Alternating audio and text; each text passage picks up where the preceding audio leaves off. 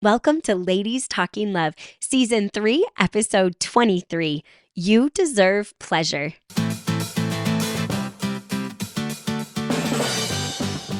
It's Ladies Talking Love, a community of women uncovering more joy and fulfillment in sex, as we learn from experts and amazing women like you.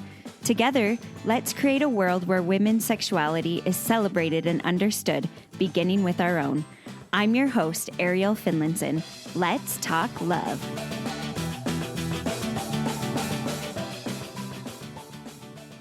So many of the messages that we get as women from a young age focus on the idea that men will have pleasure from sex, that they'll enjoy it, that they want it. But we rarely hear the message that we can love sex and that our pleasure should be prioritized and should be just as important as our partner's pleasure. We don't hear that message enough, but today we are going to talk about just that. The idea that you deserve pleasure, that your pleasure can actually be a gift to your relationship. Lindsey Brooks has provided one-on-one therapy since 2005 and has built a specialty in serving sexually and culturally diverse clients. She's certified in sex therapy from the Sexual Health Alliance and loves working with women who grew up in sex-negative families or religions who are ready to define their own relationship with sex. She's passionate about more women having access to good sex education outside of the therapy room.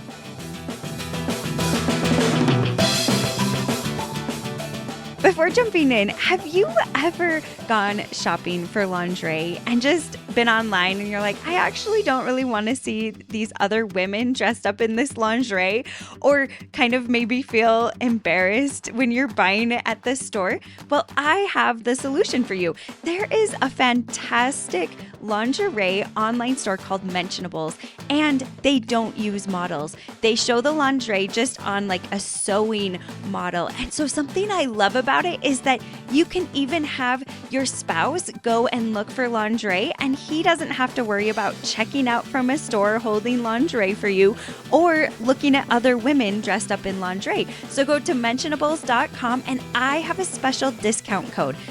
Use the code TALKINGLOVE, TALKINGLOVE, one word, and you will get 10% off. Their lingerie is beautiful and classy. They have all different sizes and styles for different body shapes and sizes. So whether it's an anniversary coming up or a getaway or just for fun, Mentionables is a fantastic place to find something you can feel confident and beautiful in. But without further ado, let's talk love.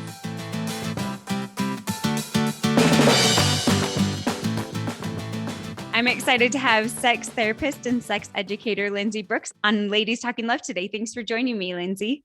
Thank you so much for having me. I'm so excited to be here. Can you just give us a little background? You talked with me a little before the interview, but what has made you kind of make the switch to do more sex education instead of just therapy? I found that I love my sex therapy work and can support a lot of women that way, but you can only reach so many people, only the one person in my office. And I found over and over again, I was kind of sharing similar information, similar things, and I really wanted to be able to share it more broadly and reach more people. That I feel like so many women just need this basic education information that can change their lives. And so adding that on and wanting to make sure I'm able to share it with a broader audience through education. So that's been a really exciting thing to explore and dive into more. Yes. And we need it. Like you said, so many of us just need this background, because if we just have a little more education, we can understand and enjoy sex a lot more. Absolutely. A little information goes a long way, I find, when it comes to sex. Yes, it really does. And today I'm really excited. We wanted to kind of dig into the topic of why a lot of women feel like they don't deserve sexual pleasure as much as men, and just kind of this mismatch that we have in women feeling equal in their ability to have pleasure, but also even if they understand their pleasure. I've read studies or heard women's experiences where they like understand their pleasure, but then once maybe they move into marriage or into a committed relationship, they still feel like they need to kind of serve their partner and prioritize his sexual pleasure if they're in a heterosexual relationship. So I wanted to dig into that with you. Why is it that so many women believe that they don't deserve as much sexual pleasure or fulfillment as men? Similarly to you, I find that is such a common belief. And I find it often is connected to the messages we get from society. I think women get so many messages, like not just with sex, outside of the bedroom as well, that we are supposed to sacrifice. We're supposed to work so hard for other people, give so much of ourselves for other people, and that it's almost selfish in any way if we're taking care of ourselves. That feeling also, of course, transfers into the bedroom, where you feel like you need to be of service to your partner there as well. And so owning your right to pleasure, and I deserve pleasure in the bedroom, of course, that's going to happen also. So I feel like the various cultural messages women get about sacrifice is the number one thing. And then a second piece is also that women don't learn about their pleasure anatomy. We don't learn about the parts of our body that give us pleasure. We learn about, if we're lucky, we learn about periods and where babies come from and how not to get pregnant, but nothing about pleasure or the parts of our body that give us pleasure. So if you go into, your first sexual experiences, say that's in marriage for the first time, not knowing anything about the parts of your body that give you pleasure, well, then it's very hard to expect pleasure. Yes. And I think a lot of us then rely on our partner because we've also been taught men are more sexual. Right. So it's like we rely on them to know, but they definitely don't know better than us. Exactly. Right. They also didn't get that education. No one's teaching them about the clitoris, right? If you haven't learned about it. Yes, so true. So can you give us some examples? Like, what are some of these cultural messages that women are getting? You gave a couple of like sacrifice, but can you maybe give a little more? And also a lot of this can come in religious cultures as well. So what are some of those messages that come in?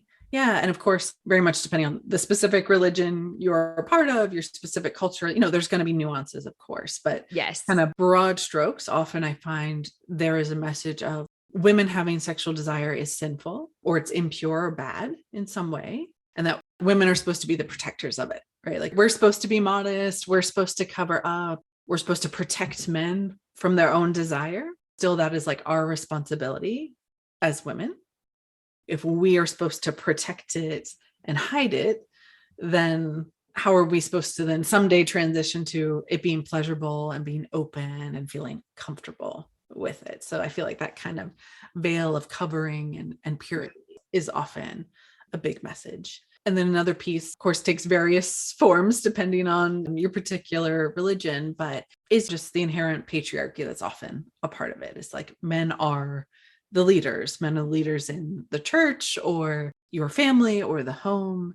And so if we are supposed to follow their lead, then of course it's hard to feel like, okay, I can be empowered and say what my needs are or what I want. And so whether that's sexually or spiritually, I'm supposed to follow.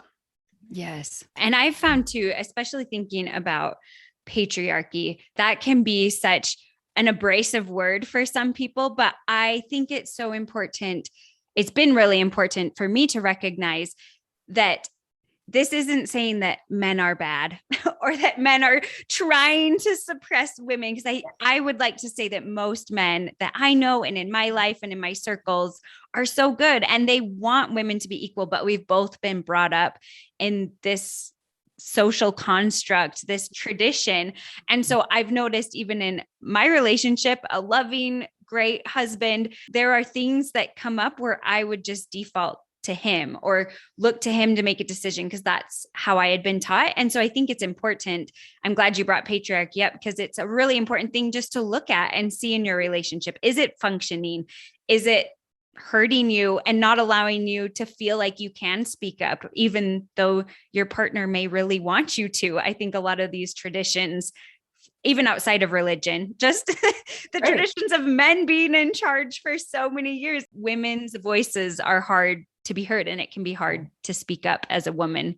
Right. Exactly. Yeah. And when I say patriarchy, I think about that as like, these are the big systems, right? Yes. These systems we have lived within. I mean, if you just look at our political leaders, right? How many are men versus women? It's very clear. So it's these big systems we're living in. And then like us as individuals, we can question and shape how we want our relationships to be. Yes. And I think the most important thing, like in your partnership, as you help shift that, that's going to help shift our whole society, because then our kids will see that, and our people around us and the people we interact with. And I think that's a really good thing to just look at and question, how is this present? Is it present? So thank you for bringing that up. And I was curious, with your work as a sex therapist and with educating women, what have you seen as women come into you for therapy? What are some of the beliefs that they tell you that hold them back from sexual pleasure? Yeah, well, I think a lot of women aren't necessarily conscious of the beliefs that are holding them back, and we uncover them. So they don't often come in saying like, this is a belief I want to work This is the beliefs I I'm like, okay, over time we unpack together and figure out what they are. Yeah. So they oftentimes the ones that I start to hear and unpack, the first one is that penetration is the way you were supposed to orgasm. That is the best way, the only way. There's something wrong with you if you don't experience an orgasm through penetration. And that couldn't be so far from the truth. All the research shows us that most women actually don't orgasm through penetration. Or if they do, it's still not their most reliable route to orgasm. Most women, either a combination of clitoral stimulation and penetration or just clitoral stimulation is their most reliable route to orgasm. Yeah. To me, that can feel like that's a simple fact, but that is life changing, because so many women come into my office like, well, I've never had an orgasm. Something is wrong with me. Why can't I have an orgasm during sex? When really it's just, that is the way women's bodies are built. And there's nothing wrong with you. And if we can begin to center the clitoris in different ways to explore that and kind of break away from that idea of like sex is just penis and vagina, then that can open up so many different forms of pleasure. Yes, that is one of my biggest things. I'm like, sex does not equal penetration. That can be part of it, but that's not our definition. Let's broaden that. How do you help women unpack that? Because like you said, a lot of these beliefs are unconscious. So if you're listening and you're thinking, I don't know, do I have that belief? What are some questions maybe women can start to ask themselves?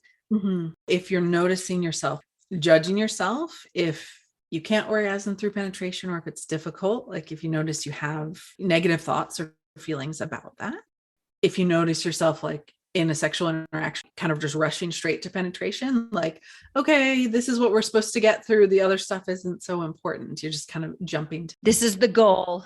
Right. Yes. And certainly partners can contribute to that, but that's a different topic. But if you within you notice like, that's the main event, I'm supposed to just get to that. Those are some signs you probably still are believing that, even if you know, like, okay, I've heard the clitoris is important, I should prioritize that, but you tend to not actually be centering that in your sexual interactions. Those are some good clues. And so, how I would work with that is begin to explore what are different avenues that you could explore stimulation. We can get really creative with all different kinds of things. So what things speak to you, and what can you and your partner agree on that you both feel comfortable to open up and have that, and not just be the sexual script of like, okay, we kiss, we roll around, we get straight to penetration. Yes. Can we add a lot more in there and that break down that script and have it look different times for both of you? Yeah. And I've definitely found in myself just that belief of penetration kind of being the goal or the end main event, that oftentimes I've felt that the things happening before or after just aren't as important. That's a great way to stop pleasure. Like, Absolutely. that is a great way. And I know for me, sometimes I even just have to tell myself, like, have these little mantras in a moment, because they still pop up, which is so frustrating, but they do. But just to like, hey, no, this is an important part. And my partner can take time on me. And I'm part of this too, just like these little things I can say. I love it. I like to think about it as foreplay is so important. So anything happening before the penetration. And also, I think more play is often important for a lot of women, that, they can think like, oh, like I better orgasm before penetration or then it's over. So also to remember, there can be more play. There can be more stimulation and play after penetration. And a lot of women find that really pleasurable, that actually like penetration in a way can be more like her foreplay, like that can build up excitement. And then clitoral stimulation afterwards could actually help her achieve orgasm. Yes. Just totally break down. It doesn't have to be this linear process, Which I think is a huge thing. Like, ejaculation occurred. All right, we're done. But it's like, right. no. Unless, of course, I think there are couples where maybe after ejaculation, your partner is just so tired they can't do things. So then you got to communicate and figure that out. Okay, right. Well, focus on me then, because once you go, we're done. But it doesn't have to be that way. Getting even more creative and prolonged with the foreplay is important. If that's yes. And I think if our partners understand that we want more play, I love how you said that, more play, then I think they'll be more willing and able to stay awake, know, if they know that's not the end when they ejaculate. But I know for me, for so long, I was like, okay, I guess we're done. Yes, that's so what we're taught. And in the images, in movies, or if you've ever seen pornography, that's often the images we see. There's ejaculation and it's over. And so to let go of that image as well, it's like, it's not over until we both decide we're ready to end. Yes, I love that. What are some ways then that women can kind of help to shift these beliefs? We've touched on it a little bit, but this can be so hard because they're so ingrained. And even as we shift, these things are going to keep coming at us that are going to be reinforcing these previous beliefs. One fact that I find really helpful that is like kind of powerful and undeniable, even if you're feeling like shame or judgment of yourself, is that the clitoris is the one organ in the body that has been created solely for pleasure. Doesn't serve a role in reproduction. As far as we know, it serves no other like bodily function in the body. It's solely created for pleasure. For whatever your faith tradition is, if you believe in God, higher power, why would God create that part of your body if you were not meant to experience pleasure? Why would it exist? Its mere existence to me is like, okay, wow, we were meant and created to experience pleasure, and I can embrace and honor that. That's not something that I need to push away because I was literally created for it.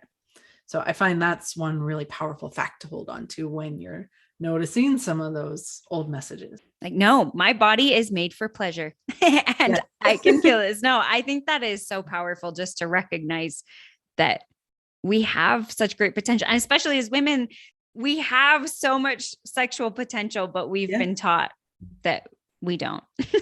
Right. Yeah. We have way more nerve endings in the clitoris than in the penis. Yes. Why is that there if we're not supposed to enjoy it? And you can have multiple orgasms back to back without the refractory period, all these things that kind of go toward it. What are some other thoughts that you have on shifting that tradition as well of penetration is the main event and what I should be the goal? Yeah, is the goal. It's all part of the pleasurable experience, right? It's not just one thing. And that actually we know from research that couples in long-term relationships that experiment, explore, try new things have more sexual spark and sexual longevity. If your goal is, I want to have a close, intimate relationship with my partner for years, exploring new things beyond just straight to penis and vagina, that is going to help you maintain your sexual connection and enjoyment. So that's going to help you get what you want in your relationship, that it's not just for you. Yeah. And I love Dan Purcell. He's an educator and he talks about sex for couples should really be like adult play. Oh, I love that. We need to be playing. And I'm really bad at that. Yes. I'm just like thinking about it in a new way instead of this end goal. It's like, this is a time to connect and explore and laugh and play, cry, be serious. Like all the things can happen. Oh, I love that. Yeah. One other fact that I also find helpful is knowing that for male partners, they experience more pleasure during sex if you are also experiencing pleasure. So if you are excited, if you are enjoying it, they can physically and often emotionally experience more pleasure as well. So if you're still not quite at a place where you can say like, I fully believe in my pleasure and I deserve it, maybe you want to get there, but you're not there yet. It can be helpful to remember like, okay, well, if I am more excited, he will have more pleasure. And so for him, this is important. So that can also be a place to start if you're not quite ready to be like, that's it, I'm ready to be playful and enjoy myself, to remember, okay, this can also be, my pleasure is a part of service to my partner's pleasure. No, that's awesome. We mentioned about how sometimes in religious views, sexual pleasure or sexual desire can be seen as shameful or sinful. And I feel like shame plays a big role in women's ability to enjoy sex. Can you just talk a little bit more about that? Like, what role does shame play and what can we do about it? Shame, I think about as like this kind of like this dark cloud that can come over our sex life. And it makes so much sense that a lot of women have shame because they have gotten these messages. It's wrong. You should hide it. You shouldn't do it before marriage. You should cover your body. You should shy away from it, right? It can be this big whiplash for women of like, you're supposed to suppress it completely until the day you get married. And then all of a sudden you're supposed to like take this cloud off of it and just all rainbows and sunshine. I don't find that's realistic. If there has been shame that has been built up over those years of what you have been taught, it takes time to lift that cloud. And so I find that that cloud and that suppression being over it can get in the way of women even like fantasizing, right? Of even knowing what excites them, what interests, allowing themselves at all to just go down that road, even in their mind. So then by the time you're in a marriage and ready to be sexual with someone, you have no idea what excites you. And you've suppressed so many of the things that could ignite desire, so that it can be hard to be like, do I even feel desire? Right. Like I don't even have desire. Zero. Right. And not because you physically don't, or there's something wrong with you, but because you have been taught, I got to keep a lid on it. I got to keep it covered. A concept we talk about in sex therapy is brakes and accelerators. I don't know if you talked about this on your podcast. Tell us. This has been a really important topic I've wanted to talk about, but we haven't done too much on it. Okay. It's the idea with our sexual desire that there's so many things in our environments inside of us that can either be brakes, like in a car, they stomp on the brakes, they slow down desire, or things that are accelerators. They excite us, they get things going. And we all have both of them within us. And for women, we find that the brakes tend to be more sensitive, and things that push on the brakes can really influence desire. And so shame is often a hard brake, and kind of all those messages that led to that shame are things that press on the brake. And so that's, I think, the unlearning of that and letting go of those beliefs, and that it is okay now to be sexual. It is okay to experience pleasure. That's an important part of lifting that brake and allowing your desire to become alive. And if you're holding the brake, the accelerator can't go, which is so frustrating, even if you're trying. What are some things that you tell women to help them take their foot off the brake and really work on that so their accelerator can work? That's one of the big exercises I do in my workshops is we go through a series of questions that helps you identify, because, everyone is different, like specifically what are your brakes? And then we come up with strategies to address them. So for example, a lot of women, a big brake can be stress, right? When I'm really stressed, my desire is even lower. So then we can talk about, okay, what are strategies to decrease your stress? And at first they might be like, well, decreasing my stress, what does that have to do with sex? Right? Like, okay, if I'm going to learn to meditate or go on more walks, will that really affect my sex life? But we find it actually does. Yes. Because everything in our life affects our sex life. So exactly. Right. So with shame, if you discover through that exercise, okay, shame is one of my brakes, really beginning to unlearn some of those messages and find messages that feel more consistent for you, that do allow space for pleasure. So so that unlearning is often a part of that process, if that's one of your brakes. Oh, I love that. Thank you so much. As we're closing up, can you just share several thoughts, kind of summarizing what we've talked about to help women who are trying to see their sexual potential and see it as equal to their partners? But where do they start? Where's a good place for these women to start? The first I would say is go out and get some pleasure-based sex education. There's so many great resources out there now, and like fill in some of those gaps from, if you got any sex education of your own.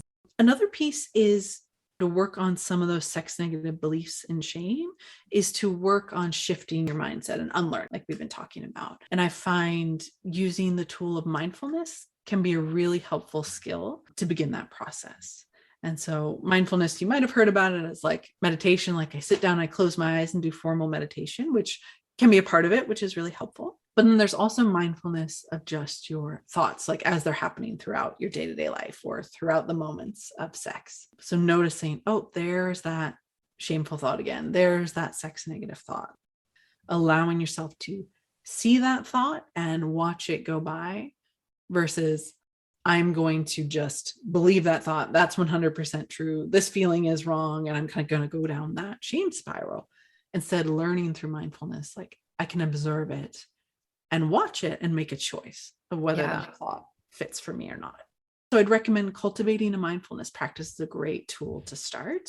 If you want a resource for that, I have a resource on my website, sexualempowermentschool.com. If you look at the top, there's a thing that you can click that is called mindfulness series. So that's a specific mindfulness series helping you let go of sexual shame. So that's a great resource for that. And then my final thought is build a sex positive community of your own.